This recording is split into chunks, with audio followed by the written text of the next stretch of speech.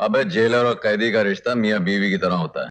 शादी की कामयाबी के लिए एक दूसरे को जानना और पहचानना बहुत जरूरी होता है बेटे। फिर वो अपनी पतलून की जेब में हाथ डालेगा, वो सिगार को अपने दांतों से चबाएगा और थूक देगा। हाजिर है। सर झुकाकर बात करो। ये सर किसी इंसान के सामने नहीं झुक सकता जेलर साहब। झुकेगा तो उसकी चौखट पे या उसके दरबार में झुकेगा। तो मैं बता दूं कि जो तुम दूसरी जेलों में करते रहे हो वो मेरी जेल में ना हो। मैं तुम्हारा पूरा रिकॉर्ड पढ़ चुका हूं।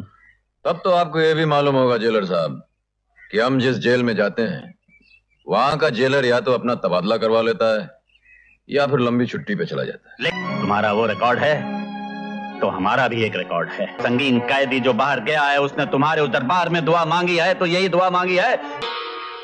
सेशन कोर्ट में तुम्हारी अपील मंजूर हो गई है।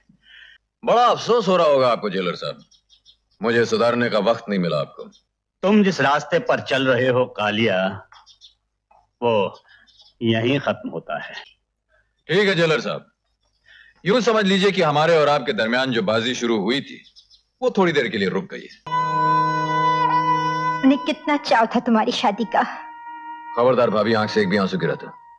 ये दुख के नहीं, शुक्र के आंसू है। जानती वो खान कहाँ है? कहाँ? मेरी भाभी के पांव के नीचे। ये कुछ नहीं भाभी, ये तो सीधा साधा पिस्तौल है। ये इसका तो लाइसेंस भी है मेरे पास। विश्वास के इन्हीं दो खंभों पे खड़ी है। खबरदार जो मुन्नी को यतीम खाता, जब तक मैं जिंदा हूं मुन्नी को कोई यतीम नहीं कह सकता, समझे? मेरा गला उसके गले में एक खास हीरा है।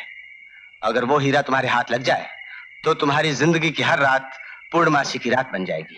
यस, जिस हीरे पे तुम्हारी नजर थी वो अब मेरे हाथों में है। कालिया जो भी हो शाहानी सेठ, हीरा 24 घंटे के अंदर मैं आपके सामने पेश कर दूंगा।